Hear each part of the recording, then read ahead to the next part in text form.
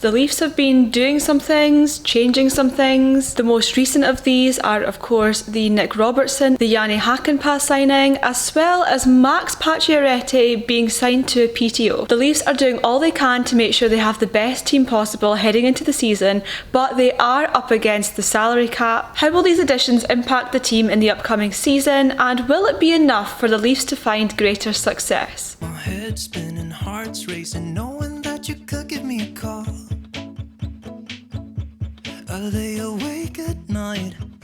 Hello everybody, welcome back to my channel. I'm Victoria and I talk all things Toronto sports, Toronto hockey in particular. And today we're talking about three things, I guess. Nick Robertson, Jani Hakanpaa and Max Pacioretty. The Leafs have been busy this week. There's been a lot of news coming out ahead of training camp next week, and I thought I would share my thoughts on it. As always, make sure to subscribe to my channel if you haven't already, and also like this video for more content like this, and let's get into the video. There has been a contract stalemate between Nick Robertson and the Leafs for some time now. The Leafs drafted him in the second round 5 years ago, and he requested a trade back in June, making it clear that he didn't want to play for the Leafs anymore. He didn't want to be in Toronto and he wanted to play for a different team, citing a lack of opportunity, as he did only average playing 11 minutes 23 seconds per game last season, and he was mostly on the third or fourth line as well. However, it seems like discussions with new coach Craig Berube helped persuade Robertson to sign a deal, and so the Leafs re-signed him on a 1-year contract with an $875,000 cap hit. This is a great deal for the Leafs because Robertson has value. He can score goals, and last season he had 14 goals and 13 assists in 56 games. It's also a safe bet because if Robertson still wants out at the end of this year, he is free to go. It's sort of an easy exit for him and for the Leafs after then. It also offers Robertson more opportunity to play some more, get better, prove himself, and either stay a Leaf at the end of this contract or go somewhere else. Basically, Robertson can be really good and sign another deal for more money. After this year is up on the Leafs, he can get good and he can go somewhere else that he wants to play, or very unlikely he has a poor season and the Leafs haven't really risked too much. It's a very inexpensive contract for the potential that Robertson has. My only concern with this is that I don't love having players on the team whose hearts aren't 100% there, and while I do understand Robertson's frustrations at not getting the amount of playing time he wanted or only being on the third or fourth line, and I do understand those frustrations, it does concern me that having someone on the team who literally requested a trade and made it blatantly obvious that he didn't want to be in Toronto, there is a concern that this could have an impact on morale within the team, and I'm always a little bit reluctant to see guys that aren't, 100% invested in the team, and given that he seemed like he really wanted out, it does worry me that his heart might not be 100% in it, and it might affect his performance, and it could even affect wider morale around the team. Nick Robertson has also had various ailments and injuries over the past few years,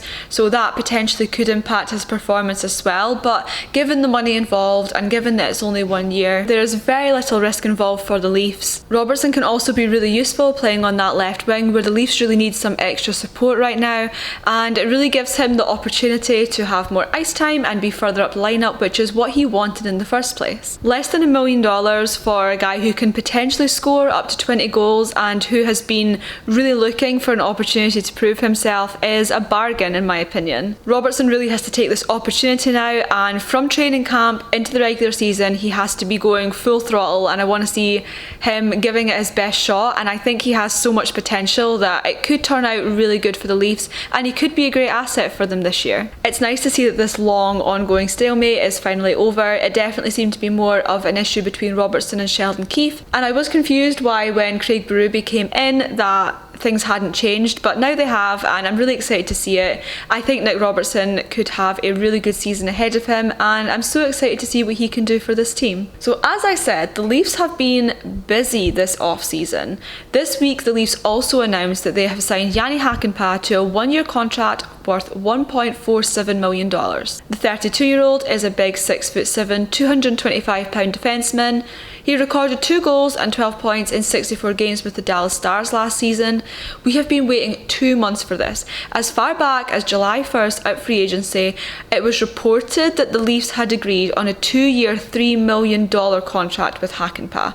However, there was no official signing came out and he wasn't added to the roster, so Leafs fans were sort of wondering what was happening. The whole Hakanpaa thing really has been centred around his injury concerns. He missed the final 13 games in the Dallas Stars regular season and he missed the entirety of their playoff games with a knee injury, which he underwent surgery to treat. Injury concerns are always an issue. It doesn't matter who the player is or really what their role is in the team. Of course it is a problem, but especially for me it's a concern when the main purpose of that player is to be a big physical defenseman. A knee injury is really enough to make or break that ability to successfully execute that role, and so if Hakanpaa is healthy, it is a great deal for the Leafs and he can be a real benefit to the team.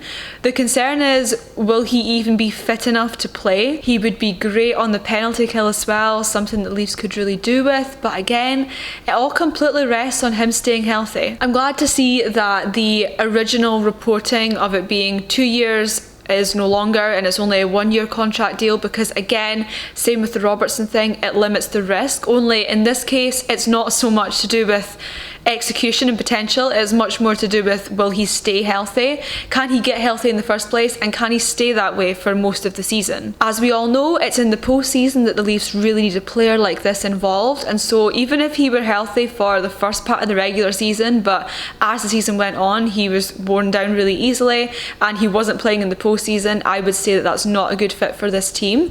This team doesn't have regular season problems, this team has postseason issues, and so we need players who can stay healthy all the way through the regular season into the postseason, and that is my main concern with this signing. However, I think the money's good and he's a great player. There's very few players in the NHL who have that size and that ability to use that size to be physical, so Hakanpaa's really unique in that aspect. As I keep saying, as long as he can get healthy in the first place and stay that way, I think he will be a great benefit to the Leafs. He'll be a real asset. The problem is, will this injury really be a detriment to him? The issue and the concern is this injury and whether or not that's going to be a real issue with him going into the season. And finally, we need to touch on Max Pacioretty. With nearly 1,000 NHL games under his belt, Max Pacioretty is sort of a Leaf. The 35-year-old will attend Leafs training camp next week on a professional tryout or a PTO. Pacioretty played on a 1-year deal with the Capitals last season following back-to-back Achilles tendon tears during his time in Carolina. This injury has of course restricted his productivity, and last season he only recorded 4 goals and 19 assists in 47 games. You're seeing a trend here. The Leafs love to pick up guys who are struggling injury-wise because the Leafs think they can fix them, and they are good players beneath that injury, but it really relies on the Leafs being able to patch these guys up. I think the reason the Leafs have decided to give Pacioretty a chance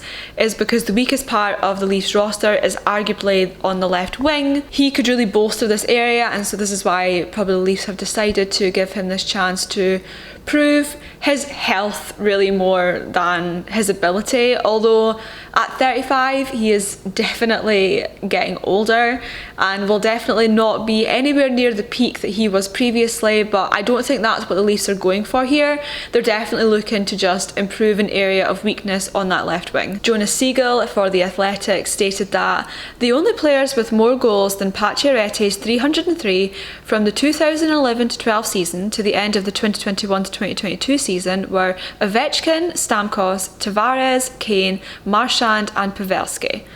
There's a lot of very, very good names in there, and I thought that was a really compelling stat right there. And I think it really shows the high quality player that Pacioretty has and his legacy in the NHL, the kind of player that he is. It does look like he's going to be offered a contract. That is what sort of the general consensus seems to be. He's not going to be able to do what he used to be able to do, but as long as he can add improvement to this area of weakness for the Leafs, I think that's really all they're looking for in this. Basically, he is a great player who's got a great legacy behind him. He's got great stats and numbers to back up his career. However, he is getting older, and those back-to-back Achilles tendon tears are a little bit of a concern, of course. The changes that the Leafs have made this off-season, a lot of them really hinge hinge around injury and health. I think they have great faith in their team to get them healthy, and I think it really rests on that, the impact that a player like Pacioretty could have for the team. There will also need to be some sort of trade because the Leafs are completely up against the salary cap. I'm wondering if perhaps Connor Timmins or David Camp might go just to create some space, because right now they just do not have the cap space. Of course, there's always the opportunity to put players on LTIR, but you don't really want to be doing that, and I can't imagine that that's the aim. There's also the potential that during pre-season, which is quite a long pre-season, players might get injured, and so it's good to have these different opportunities there for you to be able to pick from. So overall, I'm very excited that Nick Robertson is back, even though I had my concerns over the fact that he didn't seem to want to play in Toronto anymore. I think he has a lot of potential, and I'm excited to see what he can do. Hakanpaa, I think, could be great for the Leafs. I'm just really hoping that that knee injury isn't a complete detriment and that he can stay healthy. And Pacioretty, of course, is not officially a Leaf yet, but it seems like that's the way it's going. And he's an exciting player. He's very compelling. And I don't have an issue with there being older players on the team as long as they can still have their own value and role within the roster, which I think he can have. So those are all my thoughts. Leave a comment down below. How do you feel about these Leafs changes? Do you think that they are going to have an impact on what the Leafs can do this season? Leave me your thoughts down below. Once again, make sure to subscribe if you haven't already. Thank you so much for watching, and I'll be back soon with more Toronto hockey content. Bye guys. Yeah, girl, just remember what he says. You in my hands for good. I got a plan for two. This is a menace on a mission. Won't you stand by him? Cause you're her, you're sexy, you're baddest, you the